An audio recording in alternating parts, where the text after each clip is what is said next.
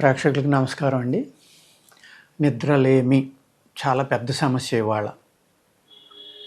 100లో ఒక 30-40 మంది దాకా ఎంతో కొంత ఒక ట్యాబ్లెట్ లాంటిదో ఆయుర్వేదమో అల్లోపతి ఏదో ఒకటి వాడుతున్నారు.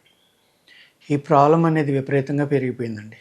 ఎందుకు పెరిగింది అంటే ఇక్కడ ఆహారం కూడా ముఖ్యమైన కారణం. అలాగే మన లైఫ్ స్టైల్, మన శరీరానికి ఏది సూటబుల్ ఏది కాదు అని కాకుండా బయట ఫుడ్స్ అన్నీ మనం జంక్ ఫుడ్స్ తింటాం, బయట ఎక్కువగా ఆహారం తినటం వల్ల ఏమవుతుందంటే పొట్టలో వేడి, అనీజినెస్, గ్యాస్ట్రిక్ ప్రాబ్లము ఇవన్నీ పెరిగిపోవడం వల్ల మనం పొట్టని చిన్న మెదడని కూడా చెప్పుకుంటాం. ఈ పొట్ట ఎప్పుడైతే చల్లగా ఉందో మీకు నిద్ర పట్టడానికి అవకాశం ఉంటుందండి. గ్యాస్ట్రిక్ ప్రాబ్లం ఎక్కువగా ఉండటం, కడుపులో మంట, రిఫ్లెక్స్ ఈ ఉన్న వాళ్ళకి నిద్ర కూడా సరిగ్గా పట్టదు. ఎందుచేతన అంటే ఈ హీట్ అనేది వెళ్ళి మన బ్రెయిన్కి పట్టుకుంటుందండి. పొట్టలో వేడి ఏదైతే ఉందో ఆ వేడి బ్రెయిన్కి కూడా పట్టుకుంటుంది అనమాట. ఆ వేడి వల్ల మనకి కళ్ళ మంటలు కానీ, నిద్రలేమి కానీ ఇలాంటివి జరుగుతూ ఉంటాయి. అలాగే కొంతమంది టైమ్లీ ఫుడ్ తినరు, సరిపడే ఆహారం తీసుకోకుండా టీలు కాఫీలు విపరీతంగా తాగుతూ ఉంటారు, లేకపోతే చాక్లెట్లు తింటూ ఉంటారు ఎక్కువ. అటువంటి వాళ్ళకు కూడా నిద్ర పట్టకపోవడానికి అవకాశం ఉందన్నమాట. ఎందుకంటే ఆహారం ఫుల్గా తిని టీ తాగితే పర్వాలేదు, కానీ ఖాళీ కడుపుతో టీ తాగడం వల్ల కూడా మీ పొట్టలో యాసిడ్స్ ఎక్కువైపోయి ఆ వేడి వల్ల కూడా నిద్ర పట్టదండి. మూడోది టెన్షన్. మనం విపరీతమైన టెన్షన్ పెంచుకుని కావాల్సిన దానికి అక్కర్లేని దానికి విపరీతంగా ఆలోచించడం వల్ల కూడా నిద్ర పట్టదు. ఈ నిద్రలేమి అనేది ఎంత ప్రమాదం అంటే మనిషి అసహనం పెరిగిపోతుంది, ఆరోగ్యం పాడైపోతుంది, ప్రశాంతత కోల్పోతాం. పిల్లలైతే 9-12 గంటల కనుక మీ పిల్లలు హ్యాపీగా పడుకునే చూసుకుంటే వాళ్ళు చక్కగా ఆరోగ్యంగా ఉంటారు. ఇప్పుడు తల్లిదండ్రులు ఏం చేస్తున్నారు, వాళ్ళకి 4th ఇయర్ రాకుండానే ప్లే స్కూల్ అని, ఆ స్కూల్ అని, ఈ స్కూల్ అని వాళ్ళు చిన్నప్పటి నుంచి ఇన్ని పుస్తకాలు మోయించడం, ట్యూషన్లు, ఇంటికి వచ్చి స్కూల్కి ఎక్కడో దూరంగా ఉన్న స్కూల్కి వెళ్ళడం, వచ్చాకనేమో చదువులని, లేకపోతే హోంవర్క్ అని, ట్యూషన్లని. దయచేసి అలా చేయవద్దు. వాళ్ళు కనీసం 9-12 గంటలు నిద్రపోయేలా చేశారు అంటే పిల్లల ఎదుగుదల చాలా అద్భుతంగా ఉంటుంది. వాళ్ళ బ్రెయిన్ కానీ, వాళ్ళ ఫిజికల్గా కానీ ఎక్కువ ఆడించండి వాళ్ళని, చక్కగా నిద్రపోతారు అలసిపోయొచ్చి. శుభ్రంగా మార్నింగ్ లెగ్గొట్టండి, తెల్లారుజామున 5కో 4కో 1 గంట చదివించండి సరిపోతుంది. ఎందుకంటే అలసిపోయి గాఢ నిద్రలోకి వెళ్ళడం వల్ల ఆ శరీరం చాలా రిజోనేట్ అయ్యి, అన్ని ఆర్గన్స్ రిజోనేట్ అయ్యి బ్రెయిన్ కూడా చాలా ఖాళీగా ప్రశాంతంగా ఉంటుంది. కాబట్టి ఆ టైంలో మీరు చదువు చెప్తే చక్కగా నేర్చుకుంటారు వాళ్ళు.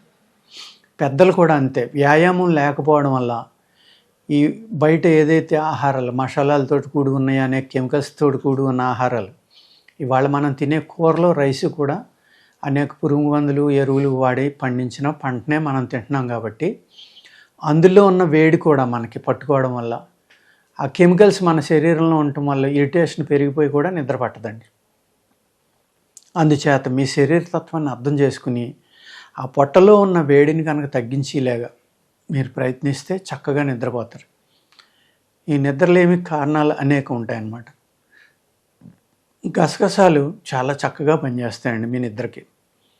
గసగసాలు మనం మసాలాల్లో వాడుకుంటాం కదా, ఆ గసగసాలను ఏం చేస్తారంటే వేపించి చక్కగా నూరుకుని సాయంత్రం భోజనంలో ఒక ఉప్పు కూడా కలుపుకోండి కావాల్సినంత. ఒక ఎంత క్వాంటిటీ అంటే ఒక 10-15 గ్రామ్స్ తీసుకుని వేపించి సీసాలో పోసుకోండి, మెత్తగా చూర్ణం చేసుకుని సరిపడి ఉప్పు కలుపుకుని దాన్ని ఒక 10-15 గ్రామ్స్ 1-2 ముద్దల్లో వేసుకుని అన్నం తినే ముందర వేడి కాస్త నెయ్యి వేసుకుని తిన్నారనుకోండి చక్కగా నిద్ర పడుతుంది.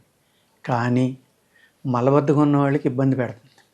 మలబద్ధకం ఉన్నవాళ్ళు ఇది తీసుకోవద్దండి.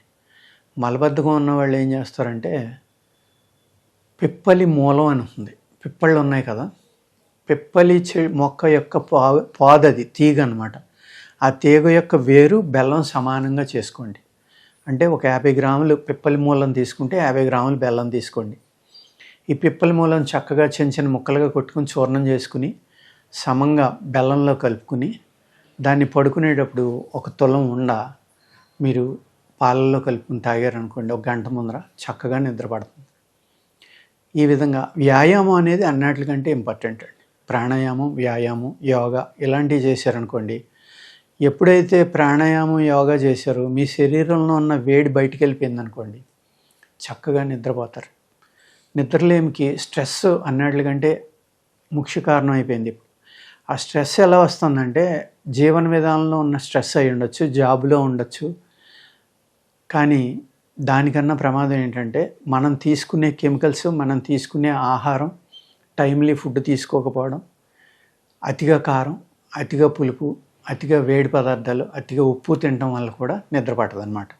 ఖాళీగా ఉండి ఫోన్లు, టీవీలు విపరీతంగా చూడడం వల్ల కూడా కళ్ళు స్ట్రెయిన్ అవడం వల్ల ఆ రేస్ ఏవైతే మనకి ఇబ్బంది పెడుతున్నాయో ఆ రేడియేషన్ అనేది ఫోను, ల్యాప్టాప్ పొట్ట మీద పెట్టుకుని ఆడడం, ఐప్యాడ్లు పొట్ట మీద పెట్టుకుని ఆడడం, అది రాత్రి అంతా నిద్రపోకుండా అక్కడ దాంట్లో ఏయో రకరకాలు వస్తూ ఉంటాయి. అవి పని చేస్తాయో లేదో తెలియదు.